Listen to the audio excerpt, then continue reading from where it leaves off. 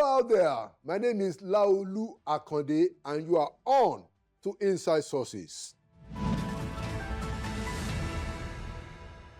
Today, I'm skipping my take to have 2 full segments, and I'm going to open with a conversation on what ought to happen next after we had the Christmas Day Tomahawk missiles bombing in Nigeria from the Americans.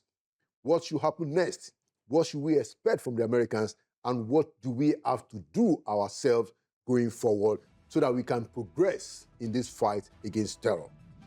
Inside Sources will be right back. Welcome back to Inside Sources. Today, I'm leading the show with a conversation with a senior Nigerian security analyst who was also a retired provost marshal of the Nigerian Army.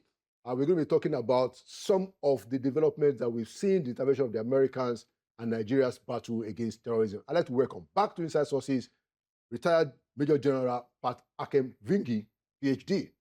Thank you so much, sir. Good to see you again on Inside Sources. Thank you. All right, sir. So I read your article, earlier this week. It was published, several places, including on this day, and you were making the point that a one-time strike might be useful, like we saw on December 25 during the Christmas Day, the bombing of the U.S. On Sokoto State. And you described, you said, pinpricks will not be able to get the job done. Can you explain to us, give us a summary of what you are trying to say? Okay, thank you so much. So the point is this. Nigeria is dealing with something that is widespread. Let's take the Northwest. You have banditry activities, terrorism activities.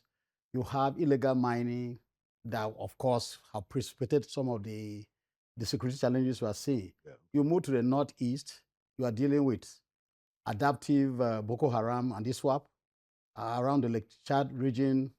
And then you come to the North Central of Nigeria and you are dealing with militias, people who are essentially engaged in land grabbing under the pretext of herders-farmers clash. In fact, that phrase should be retired. Doesn't apply. Because if you are killing people who are sleeping in their homes, in villages, if you are who don't have farms, if you are occupying their lands, if you are doing it in the night, then you are not on a farm. So that phrase should be retired. Yeah. So then you come down to other areas and you are having kidnappings, banditry activities, to the extent that the armed forces are overstretched, overburdened, overlabored. You add that to policing roles in some cases that they have taken over. And so that makes, when the president says he wants to increase the number of policemen, it makes sense. When he wants to increase the number of troops, it makes a whole lot of sense. My point is that it should have been done since, like yesterday. By now we should be seeing serious actions that show that it's being done. I believe something is being done, but we've not seen it yet. So basically that's it. So on the 25th of December, Trump made good his promise to intervene, and there was a strike. Yeah. That strike did a job. It killed some insurgents. It disrupted their networks and their cells. It perhaps tampered with their logistics. It kind of disrupted and disoriented them for a moment. And so that is why we're saying that pinpricks, because in 2013, Obama described that kind of action as a pinprick. Now, what does that connote? If you use a needle on your finger, you will draw a little blood. You will feel a little pain and irritation. But it won't hamper, it won't prevent the finger from moving because it's just a pinprick. So only one strike is a pinprick operation. It doesn't have it will serve a certain purpose, but it will be limited. For insurgents, all they need to do is to regroup, adapt, and of course their staying power is because they are able to adapt. They have the capacity to read the environment and know what to do. We're not dealing with Dundees, we're not dealing with fools. So to have an effect that will be significant, that will contribute to the war effort, that kind of strike will need to be repeated multiple times. based on intelligence, not throwing punches. And see, fighting insurgency is never straightforward. In fact, one author who has a book by the title, I'm going to quote, he said fighting insurgency is like learning to eat soup with a knife. Wow. It's messy. That, if you cook, this soup that you spoon to eat with bread or what, if you cook it and if you have it in a bowl and you are using a knife, it's messy. Sometimes you get a bit of it into your mouth. Yeah. A lot of it pulls on your, that is if you are able to even leave something significant, pulls on your dress and all that. So that is how insurgencies are. God. They are normally messy affairs. Troops learn to adapt to them because many national armed forces train to fight conventional warfare. Unfortunately, unfortunately for forces around the world, we are moving from 4th generation warfare to 5th generation warfare. 4th generation warfare is counterinsurgency operations. Is people using vehicles as bombs, using improvised explosive devices, using unconventional tactics, not respecting the norms of battle, using civilians as shields. So 4th generation is moving to 5th generation. 5th generation is a little bit cyber security, disruptive activities by enemy forces that we can shut down your electrical grids and shut down your operations, banking operations and all that. We're moving from there to 6th generation warfare, will be robotics and stuff like that. So basically, for conventional forces like Nigeria, they're overstretched because right now we're operating in every region of Nigeria. The troops are not having time to even rest. They are everywhere at the same time and overstretched because the numbers that we should be operating with are not available. So if you want to have a sustained effect, those kind of strikes that the Americans did on the 25th must be consistent and they must be informed, they must be targeted, they must be based on information that is gathered electronically and through human intelligence, that there is a fusion between electronic surveillances and human elements to verify that you are hitting correct targets, and then you are able to do assessments and respond immediately if you need to. Yeah. So it will be a cycle. You hit them, you kill some, they move, and then you see there is nothing, there are ungoverned spaces. But ungoverned spaces are never empty. Once there is an ungoverned space, it is occupied by somebody. So with respect to Nigeria, ungoverned spaces are occupied by criminal elements who are trading in arms, who are making rules for citizens of Nigeria. In other words, anytime you see an ungoverned space, it means sovereignty has been breached and traded. So that is what we're having. Interesting. So you need the tempo to continue. So now the Americans have said, because there was a interview that Mr. Trump granted New York Times, I think sometimes last week, where he said that if he has to strike again, he will strike again. But what we have seen earlier this week is that some equipments, understand that it also has to do with surveillance, have been sent to us. So the question I wanted to ask you is that the situation that you described, what has to happen, we can't possibly depend on the Americans for all of that. That's right. So even if they are willing and able, ready to attack again, they cannot do all of these things that you said, without them taking too much space. That's right. And making us look like we're outsourcing. Yeah. So how do we balance it? Okay, so this is it. So first of all, you think that there should be more strikes from the Americans? Definitely. And even if it is not from Americans, from our bombing Nigerian Air Force should be upscared in such a way that its impact is felt continually. Okay, so let me explain. You see, nations cooperate. You see, because counterinsurgency, counterterrorism operates at a space that is not restricted to a nation. Say, they are operating here. For example, the ones we are dealing with, they cross over to Niger, they cross over to Mali. Yeah. They may even extend as far as to Libya. They may be operating in Sudan, northern Sudan. So So when you are dealing with that, it means that if one nation is having that kind of effect and you ignore it and you say, well, it's Nigeria, one day it will come to you. But beyond that, Nigeria should not be ashamed to ask for help where we need help.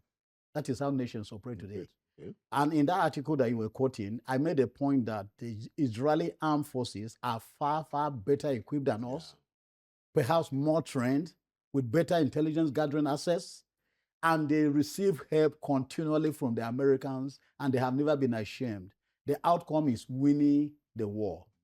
So, yes, America can help us. They do not necessarily need to execute the airstrikes. They give us accurate, timely intelligence, and then we receive the logistics that will make it possible for us to operate on ourselves, our Air Force doing the job. The Nigerian Air Force today is led by a very smart officer. The chief of air staff is smart. Okay. And he has a team. You can see since 25th of December, they've been executing operations. Right. But you see, to sustain that level of tempo, you will need a constant flow of munitions, of bombs, of logistics to the front to keep the sorties going. So that is where the Americans come in. So they come in on three levels, basically. Okay. Training, logistics, and intelligence gathering. Okay. So, yeah, we can receive that kind of help. And then, of course, if they want to help us again, even beyond what we are doing now, we have other planes, but it takes a long time to build them up. They can lease some planes to us. some equipment. Give us some equipment, yeah. Okay, because I was going to ask that. So the kind of strike that we saw on Christmas Day last year, the Tomahawk missiles, I understand, probably, I don't remember, maybe 12 or 18 missiles. I don't remember the exact. About that, yeah. And each of them costing a minimum of $2 million. Exactly. So the point is that, what is the incentive for them to do that quite often? Yeah, so that is, now you are digging deeper. Nations have interests. Smart nations operate with interests. So with their interests at the back of their minds. So you see, Trump would not be interested in Nigeria one bit if there was nothing. If there was nothing, apart from the fact that we're fighting what would become a major front that will impact the global economy and the global security. There must be some interest that we have not been able to uncover by the highest levels of government. I'm sure they know. So to keep that kind of interest, that is where statecraft comes in. That is where playing geopolitics comes in. That is where diplomacy comes in. If you play your cards right in the international arena, you can get things that people are paying for free. Interesting. Yeah. So that is where Nigeria must up its game. We did better than Venezuela. If we had made the kind of noises and ignored the threats the way Venezuela did, we may have had an effect, maybe not on the scale of Venezuela grabbing their president and taking him out, but something would have happened to Nigeria. But we played it smartly. We didn't ignore the Trump threat. We engaged. So nations that are smart engage in diplomacy. And so that is what you do. Right. Just having very good... See, I was in Pakistan for 1 year doing the National Defense Course. Okay. And the Pakistanis used to say that their relationship with China was all-weather relationship. All-weather. Which nation can Nigeria say has all-weather relationship with? If we do not have that, then we need to start having. And all-weather relationship gives you the impetus to act because you see, whether you are wrong or right, that relationship is on. And so the benefits of that relationship keep accruing to you. So do we have a nation of that at that level that we can say, yeah, we have an all-weather relationship? Okay, maybe you are playing it smart. You want to be friendly with China. You want to be friendly with America. You want to be in the middle, but then you pay a price for doing that. So there's a price to pay. But if you play the game smartly, you'll be fine. You can tap into the whole spectrum of benefits that accrue to nations that engage in that kind of statecraft. Now, but the other point is that, so do you think our military is able to deploy that kind of force that we saw with the Tomahawk missiles, of the Americans? Do we have that capacity? Don't we need them to do that a few more times because of the sheer force that it packed? Well, you see, nations have a way of doing this thing. If you really want to do this thing, you will telegraph it. As soon as the strike is on, a press statement is released to say that Nigeria, working with the Americans, have done this. So you take ownership. You are now outsourcing your sovereignty. You are saying we are working in concert. The Israelis do it. They work with the Americans. So you do that. We need more of those strikes. Whether the Americans will be prepared to engage like that, I do not know. But it looks as if they are drawing back into only intelligence gatherings, supporting with logistics. But the point, General, is that do we have the capacity on our own to deploy that level? We do not have Tomahawk missiles for starters. We have planes, but the war we are fighting, the planes we have can do the job. They only need to be consistent. They only need to be persistent. They only need to be ubiquitous. In such a, you see, when you are fighting insurgency, you must have it at the back of your mind that you will deny them spaces to operate and freedom of movement, that you will disrupt their war economy, that they will not be able to move logistics, where that their money sources are dried up, that they are not able to move. So you restrict them in such a way that there is no freedom of movement. You are denying them space to operate. If you do not do that, then what you have, it will be an ongoing operation that will just go on forever. We've been on this thing for 16 years now. Yeah, it's 20. So the point is this: the intelligence we are getting, we must use it. We must be able to spring into action as soon as we get it and verify. To bomb, and the bombs must be effective. Some years back, the Air Force dropped a bomb on a moving convoy of Boko Haram terrorists. It didn't explode well. They scattered into the bush and then continued with their convoy, and there was no follow-up. Wow. That video is online somewhere. That cannot be allowed to repeat itself. So we must be effective with the things we have. You see, these Nigerian pilots, Air Force that you are seeing here, they were very effective in Liberia. Charles Taylor didn't like them at all, one bit. The rebels in Liberia didn't like them one bit. They were very effective. Daredevils. Tosabo, Balogun, Anebi, these were the air officers. They're top guys that disrupted Charles Taylor's operations in Liberia. And you believe you still have those? And some of those aircraft are still here. So logistics, consistent supply of munitions to be dropped on them. Sorties must be repeated. It's not bombing twice a week. It's consistent, and that takes logistics.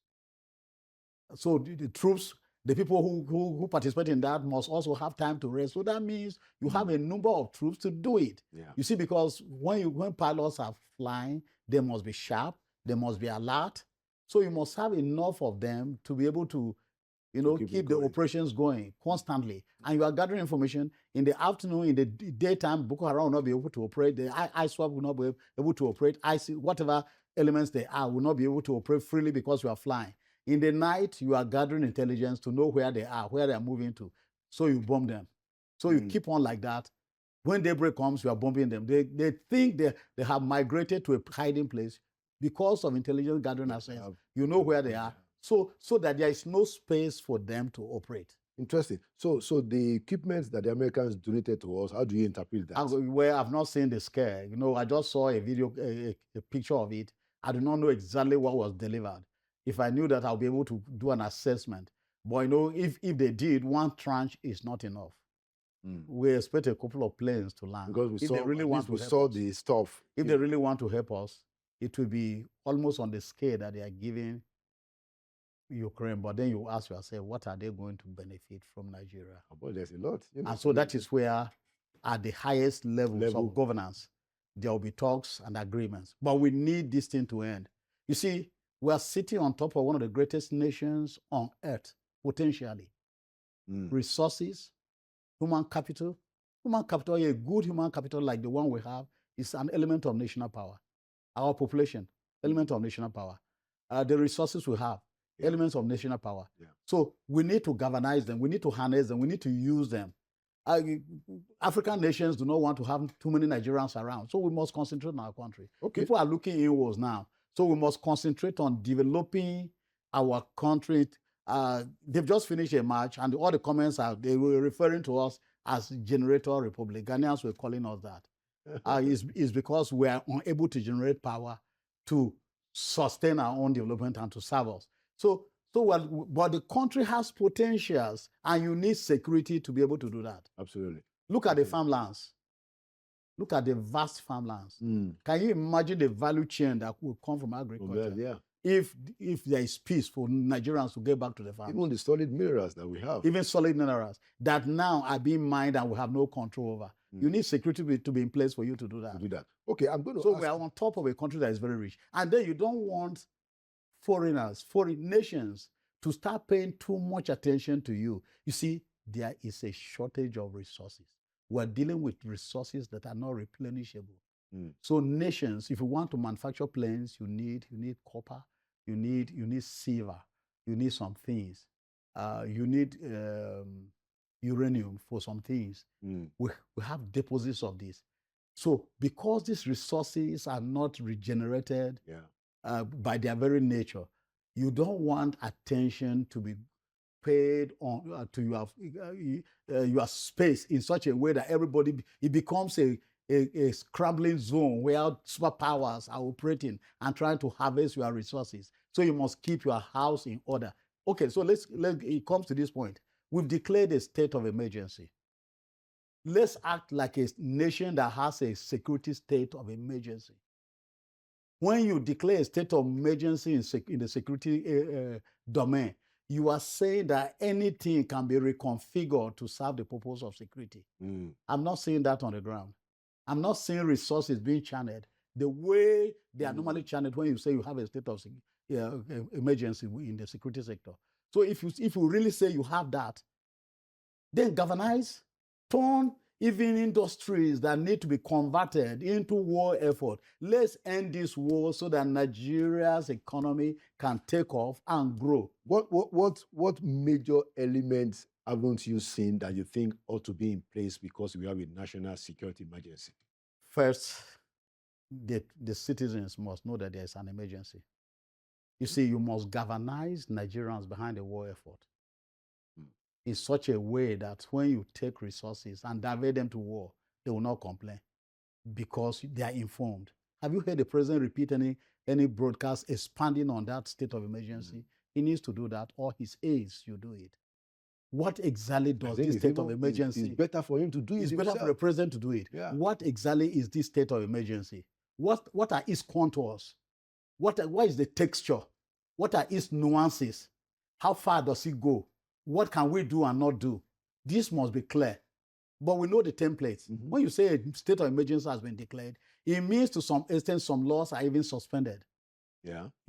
So if there is a state of emergency in security, let's see it. It means also that if you see a bandit somewhere with anybody with a weapon, is brought down, no questions asked. It means that you are killing insurgents, you are killing bandits, you are killing kidnappers. It means that you may have to even suspend some laws. You know. We say there is a state of emergency. That means resources will be going to defense and they will be accountable. That means you are recruiting on a massive scale. That means that you are taking stock of the equipment you have and saying that, look, let's get equipment, not buying piecemeal. What do units need? What do brigades need? What do battalion divisions need? Let's dig it deeper on the issue of recruitment. So I wanted to ask you, how quick, because this question of increasing the troops, whether it's police and military, has been on for a long time. Now, the president seems to have said that, look, let's get it done. How quick can that, how can we So that's an all-out effort. Okay, so, you know, the thing, and that is where resources are needed. When you are increasing the number of troops, every soldier must have a room, at least one room in the barracks, even if they're in the war front. So it means you are increasing, you are building barracks, you are building accommodations, you are creating new units. they must occupy somewhere. Even though the soldiers are fighting, they must act like a unit. Yeah. So resources are needed. During the Civil War, they used to do a quick training that maybe went on for 3 months, and they launched the people. What the army will ask itself is, can we train people for 3 months and give them the basic training that is required for them to occupy spaces in the war effort? Yeah. So you need to do that. I understand some training depots are being reactivated, about 3 now. But if you ask me, 3 will not be enough. But again, I'm not the chief of army staff. He's sitting on top and he knows things that I do not know. Right. He was my general. He didn't meet me in the Nigerian Defense Academy. Okay. I never even served in the same space with him. But from what I've heard from multiple sources, that's the chief of army staff. Yeah, the chief. They say he's a very smart guy, very, very smart, like very, very, very smart. So I am trusting him to do what he needs to do.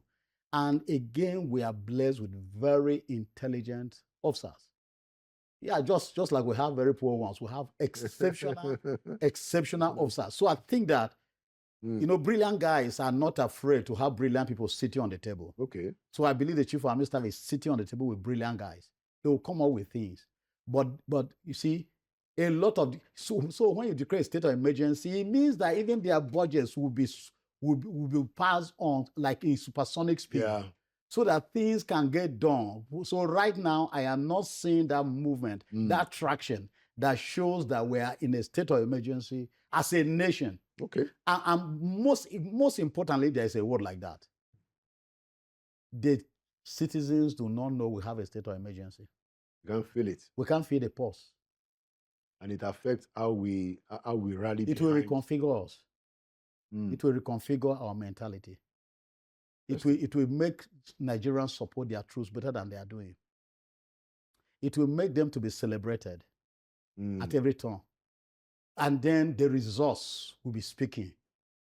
You see, if you put in resources, and you have the presence of mind, and you say politics should wait, let's get this job done first, then Nigerians will feel, look, you'll get the message. Look, this war, the president must lead up front.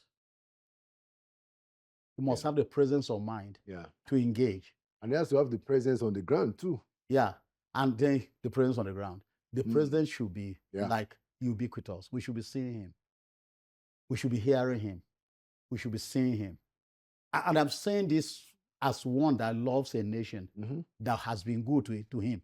The nation has been good to me. I've been trained. I've been trained by Nigeria. So I'm patriotic, and I explain to people that patriotism does not come from out of vacuum. It's through subtle socialization. Right.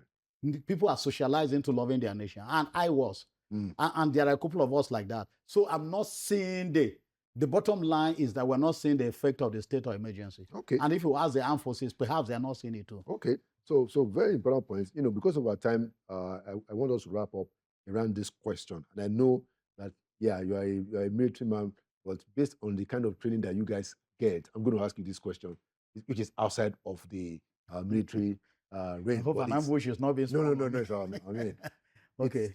So I had a guest last week. A professor, somebody who has worked in Wall Street and then in Nigeria, Wall Street in New York, and then the Nigerian system, economist. He's now a professor in the US. He wrote a thesis in 2008, and some of the things that is happening now that the Americans are doing now, in terms of taking hold of Venezuelan oil, the implication for the dollar, how the dollar is being contested by other countries, and how that will be a big deal. He wrote about it. So he was explaining that the move of the Americans, by going after Maduro, and then the move of the Americans attacking southwest Nigeria, that they're connected. That the Americans are trying to say that, look, we're going to defend the dollar with our military might.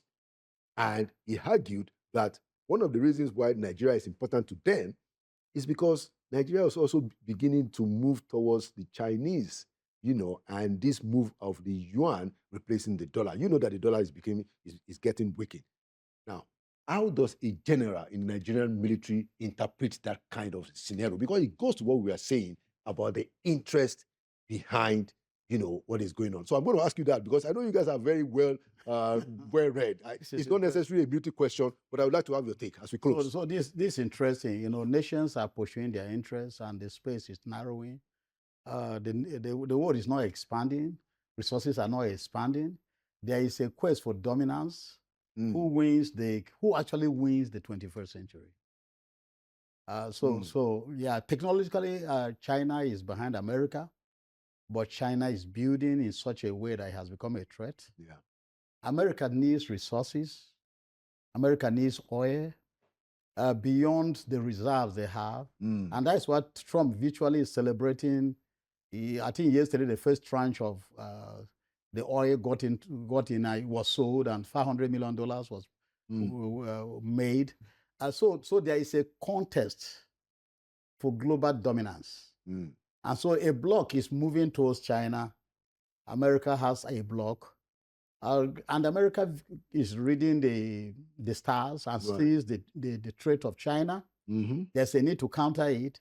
I've told you that ordinarily Donald Trump won't be interested in Nigeria. Ordinarily, at all. At all. Because he campaigned on America first. We don't care what happens somewhere. It's America first. Yeah, but again, so the dollar must be defended. America's debt is too high. Yeah. And a lot of the resources, in terms of even the debt resources, is in China. Yeah. And then China, bought a lot of the treasury bills. And so Chinese treasury bills which are cheaper, are becoming more attractive than American treasury bills. So that appears to be explain why America first is no longer too dominant. That explains why Trump is interested in other spheres, Greenland. Colombia, all that. You must defend the dollar. You must defend the American economy, because without that strong economy, your military power just starts diminishing. You need to replace planes. You need to replace submarines, ships. Right. You need to build a strong army, maintain it, maintain the Air Force, maintain the Navy, maintain the U.S. Marines, maintain the Guard, the National Guard, and all that. So that war machine is $1 trillion enterprise yearly.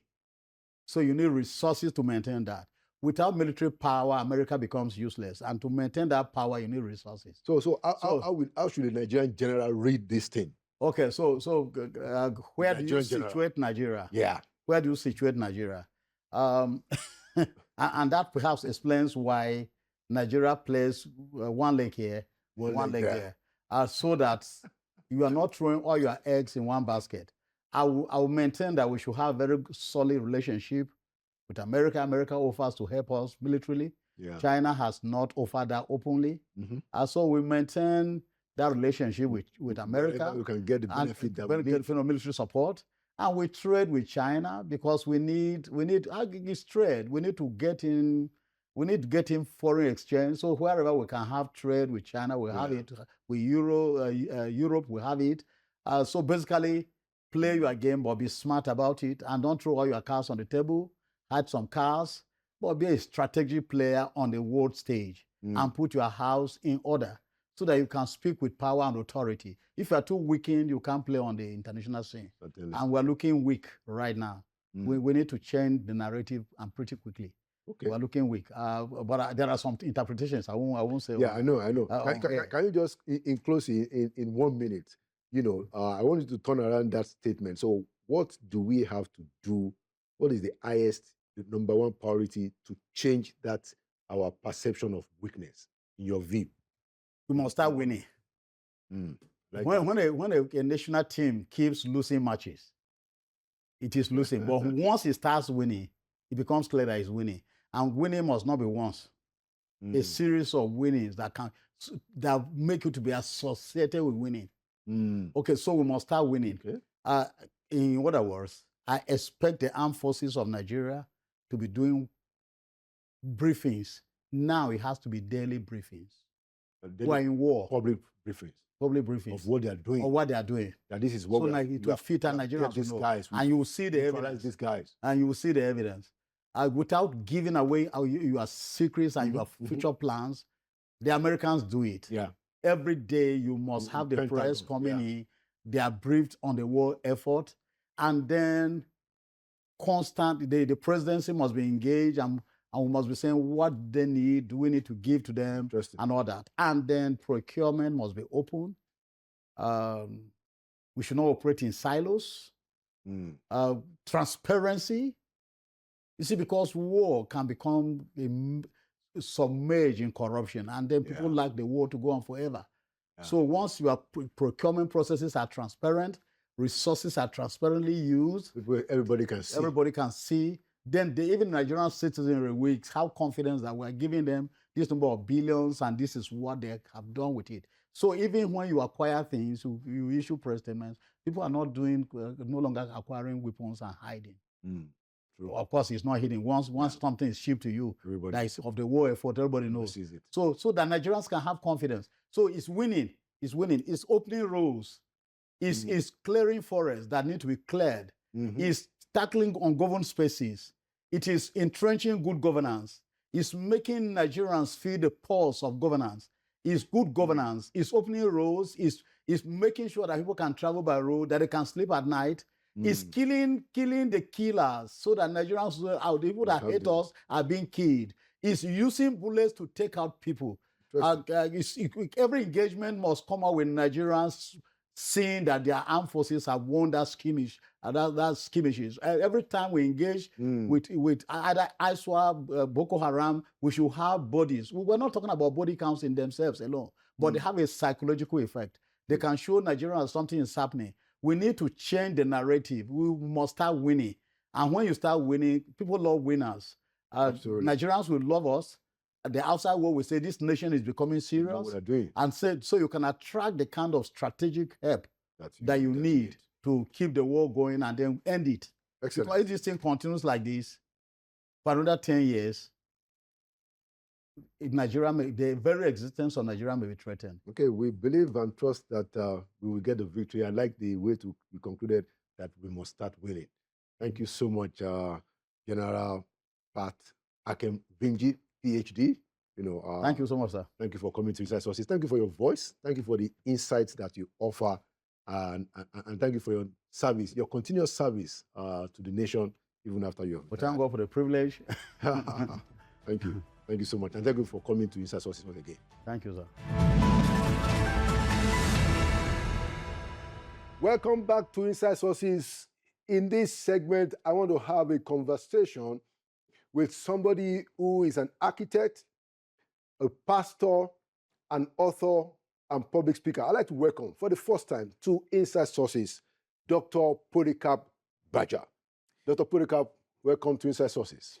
Thank you, Laolu. It's a great privilege to be here, and thank you for having me. Oh, thank you. Thank you for coming. So I normally start, by asking my guest that if you look at where we are today in Nigeria, do you think that we are projecting progressively to a great destiny that many of us believe ought to be what happens to our country? I think every Nigerian asks that question for the things that have happened to where we are today. Nigerians are very disquiet. They are concerned. They are worried, actually. What Nigeria was even 20, 30 years ago is not what we are today. The champion of Africa is groveling in the mud, crawling on the ground on security matters that could have been solved long time ago. And we have gone to different nations. We've gone to Ivory Coast, we've gone to Sierra Leone, we've gone to Liberia, we've gone to different places, and we have proved our mettle of both firepower and the capacity to deal with both insurgencies and terrorism.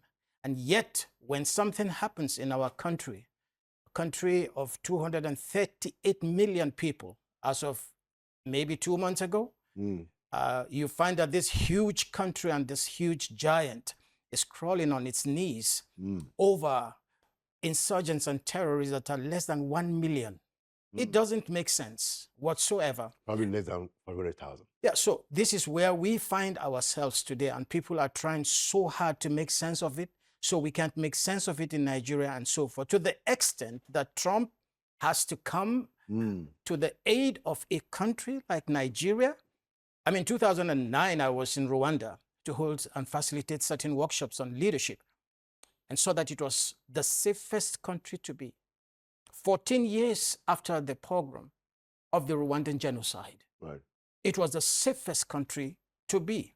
And here we are. Just in 14 years. Yes. And, I mean, after I finished a facilitation and a meeting, 1:30 in the morning, we went through an area, a remote area, completely safe. But we can't say that of Nigeria. Why? I think those are the questions and some of the things we're going to look at. When you look at what has happened and the intervention of Trump, to say for once, many Nigerians are glad because they see firepower coming.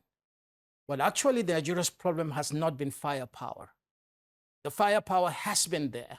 The problem has been governance. Governance to manage our space. And over the years, I'm a student of security and policy and strategic studies. Okay. And I keep on learning. And the more you read, the more disturbed you are that a country, after over 65 years, has no articulated security policy till date. And it means a lot of things, but it doesn't mean just mobilizing soldiers. It has to do with preventive measures. It has to also deal with measures that are non-military. They have to deal with economic issues. They have to do with social issues and values that we don't seem to be coordinated about. There are quite a few things we don't have coordination on in the country. Okay. Yes. Just so we have a conversation, I see that you are quite, you are fired up and ready to go. But just so we make it a conversation, you did say that the country does not have a security policy. I want you to expatiate on that. Do you mean that there is none at all? We've had quite a number of announcements. This is our strategy on counterterrorism. There's actually a whole building, that was recently open for use where they say that this is the counterterrorism center. I know that they have spoken a lot about security, architecture, rebuilding it. So I want you to explain specifically, and I also know that you are a student of security studies. Explain to us in more detail what you mean by we don't have a national security policy. Okay. So first of all, you asked the question, what is security policy? Security policy is, first of all, it is not a list of military operations. It's not a response of crisis as they occur. It's not a matter of budget of arms procurement or a speech or doctrine without implementation. Security policy is a formal, articulated, and institutionalized framework that defines what a state is securing, from whom, by what means, at what cost, and under what rules before threats materialize. It means it's a policy that states the situation and the end game. Who are you securing? Where? From whom? And when you take that, policy is more than just militarized actions. It has to do with the drivers that also feed insecurity. And so you are able to nip them in the bud before they happen.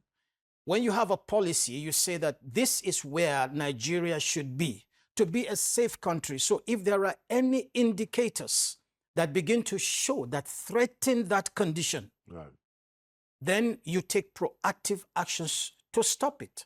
But what we have had here are just reactions after the fact of something. For the first time in 2021, the Buhari administration articulated a defense strategy, not even a defense policy, a defense strategy. A policy, a security policy has a lot where it brings in the interest, the end game for the country.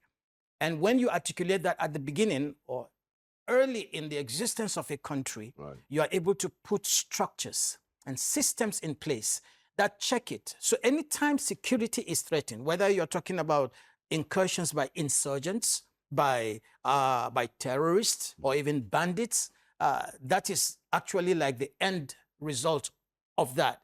But sometimes you will also, when you're talking about security policy, you're also talking about the things that cause it. The economic failure, unemployment, and things like that, lack of education. And when you talk about that, you begin to see that we left so many loopholes and so many things undone. Our walls of defense literally over the years have been eroded. And so what you are having right now is the result of a country without defense walls. And so anybody, that's why, you know, it could be such an embarrassing statement to say that people came from the Sahel, invaded Nigeria, from the borders of Niger, from Chad, from Cameroon. And what were we doing? Because we had no security policy. So right from the get-go, first of all, immediately, there's a problem with our immigration policy and structure. How did they get into our country to attack our indigents? And the disquieting one, how could this happen for 16 years? And we're still talking about the pogroms and literally ethno-religious violence that not only has taken life, continues to take lives every week of this country. For a nation of 238 million people, we are walking almost rudderless. It is a deficiency of governance, not military firepower. If anything at all, Nigerians have proved one thing through the years, that when it comes to military might and force, the Nigerian army can hold its own.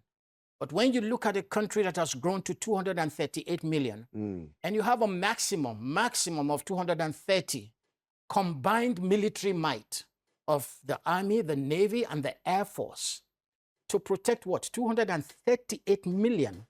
Now, you're talking about one soldier protecting what? 1,000 people. One soldier to protect 1,000 people. What does it take? If you look at it, how adequate is that? How can one soldier protect 1,000 people? So immediately you see a security architecture that is already deficient. Okay. Dr. Gbaja, I know that, those are situations that people can relate with, clearly because of, the persistence, like you said, of our insecurity. Yes. So what I want you to address is, what ought to happen? How do we end this insecurity, these pogroms, as we call it? You are from southern Kaduna. That area and then the middle belt are seeing quite a lot of devastation, as in northwest and even now northeast and even now northwest. Yep. So what do you, if you were to advise the president today, what are the 1, 2, 3 stuff that has to happen, Dr. Gbaja? Number one, we need to articulate a security policy. Otherwise, all we're doing is reacting. Every time they hit, then we quickly mobilize soldiers. Go and see what has happened after the people have been killed and after they are dead. And so what now happens, and destruction has taken place. Today, there's a lot of hunger in the country, not because we cannot feed ourselves, and even the whole of West Africa, we can. But our farmers simply can't go to the farms. And because of that today, food cannot even be purchased by the people. So it looks like the suffering is because we lack food. No, we lack security. Nigeria can feed West Africa comfortably, but we don't have that. So we need to articulate a policy, first of all, that is actually geared towards the people. What we have at the present, right now, as a security strategy, is that they try to protect the state and they try to protect the rulers of the country. That's why you can see that probably at least 25 to 40% of our police force are attached to the political rulers in the country. So the whole of Nigeria. So when you look at the army as well, what are they covering? Already about 40% of the Nigerian army is in the northeast. So that means the rest of the Nigerian, 60%, or let me say 60% of the armed forces are trying to manage and keep the peace in the rest of the country, where in every state of the federation today, there is conflict, violent conflict. How do you do that? Of course, it's more than just a matter of the mass of the armed forces. It has to do with both, first of all, policy, strategy, equipment to do those things. So the first thing, there needs to be a policy, number one. In the current situation we are facing right now, this country, we have not, because of the lack of the policy, we have not developed what we call safe corridors for civilians. So they are vulnerable. We don't have safe corridors, no mandatory. Yeah, Dr. Bajo, I Yes. want you, and I understand this very, very well. Yes. You know, and I see the logic of what you are saying, that there's no policy, you know, but we have got into a situation in this country where we got to fix a car and not stop the car from running. Mm-hmm. The car is running, and you just got to fix it. Yes. So I want you to give us, if you had 5 minutes to tell the president the things that needs to change, what are those things beyond the articulation of a policy, which I'm not underestimating at all, but beyond that, you know, how quickly can we get out of this? First of all, because, like they say, it has come to the fore right now. The people under threat in the immediate, first of all, we need to pull in our security agencies, first to form a safe corridor for the Nigerian people. We don't have it. So explain that properly so that I understand. The safe corridor has to do with areas that are earmarked as high occurrence zones of violence. So this country is large enough. Yes. You turn them into safe corridors. You turn them into safe corridors. And these you deal ungoverned and the ungoverned spaces that we have. Now, you can't deal with all ungoverned spaces, but you can deal with the areas where the violence is rife. It occurs. And you know, we have an architecture that shows, and we have enough information that shows the areas of highest violence and occurrence frequency. Yeah, I guess. We can deal with that. We have the people to do that. We have the money to do that. I would say, first of all, projects, huge elephant projects, like the Lagos-Calabar road, that is taking so much money. We have no business doing that. When the whole country is suffering and cannot be secured, the people cannot even earn a living and provide food for themselves. Things like that are grandiose. They are not essential. What is most essential in Nigeria right now is security. And all these big projects that we are doing on infrastructure, we need to rechannel and solve the issue that is uppermost, which is right now this. But you can put the money into that. The government is spending quite a bit of money on security. Yes, as a matter of fact, it's the single largest chunk in the budget for several years. Yes, you also have issues of corruption that also the money is not going where it should. The results show it. That if you say you are spending this amount of money, why are we still struggling with this? Why are our people still dying? Why can our farmers not go anywhere? And this is what is important. And we need to have priorities. When I'm talking about infrastructure and so forth, you know, I'm saying that when you reduce the input into those areas and say, this is my problem, if you solve the security issues, first of all, apart from Nigerians being able to make a living, that connects both the rural and urban areas. Right. You're also opening the door for investments. Many people can't come here. I've spoken to a lot of people both here and in Washington. They say, we can't come to your country if you don't have security. Okay. That's number one. And so if the president can face this, first of all, and redress the issue of inter-agency relationships, we don't have an absence, really, of intel. There is intel, but there's no coordination. Okay. There's no real coordination also with the security agencies. That's why we are going to have someone like Trump. It was unnecessary. So how do you assess the intervention of Mr. Trump? Yeah. How do you interpret those, you know, global dimensions, and what implications do they have for Nigeria? So those two things, you know, quickly. First, there is a relief that a country that has capacity, especially on intel, came to help, let me say, to intervene in the Nigerian situation. And I believe that we have the money and we had the opportunity that was wasted. That is why Trump is here. It is naive to imagine that Trump is coming here just because he really likes us and he wants to save certain people. That that has been brought to a lot of questioning, arguments, and conversations. You know that no country goes into another country and expends its military might and intel and capacity for free. No, it is not free. It costs money. It costs money. You will pay for it now or other. And there are near, can I say, perspectives of what he's doing right now, but there are also far intentions that some of we're not talking about right now. So you will have to look at that. I wanted you to respond to Sheikh Gumi's comments over the years, Iran security. You come from Southern Kaduna. How do people like you take some of the things that he has to say, how he sounds, the attitude of his message? He can do that one because it has been allowed. The federal government has every reason. We have laws that can deal with careless statements and actions by people like this.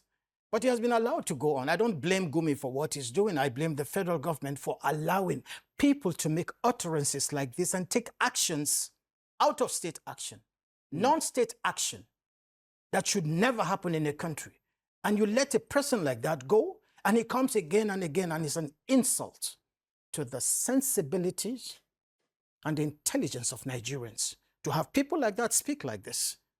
I hold the government responsible. There are people that cannot even make half of his statement. They will be in DSS cells today. And I think that allowing his utterances to go on is further actually an insult to the sensibilities of Nigerians. Nobody, and nobody should be allowed to make statements or take actions that will further fuel the trauma Nigerians are going through without consequences. If there are no consequences, it won't stop. Stealing will not stop. Looting will not stop. Because when there is no consequence, people begin to act with impunity, like we see right now. Thank you so much, Dr. Polika Baja. Thank you for coming to Inside Sources. Thank you for the work that you do, Iran security and Iran protection of the Nigerian people generally. I know that you have your hand all over the place, including abroad, and we do appreciate your service. And thank you for coming to Inside Sources. Thank you, Laolu. Thank you for having me. All right. Thank you, viewers. Thank you so much. And there you have it, another edition of Inside Sources. Like we always say, Nigeria will prevail. It means that Nigeria will win, partly because we will keep on the major issues of the day. Thank you for watching. My name is Laolu Akonde. And by the grace of God, I'll see you again in the next edition.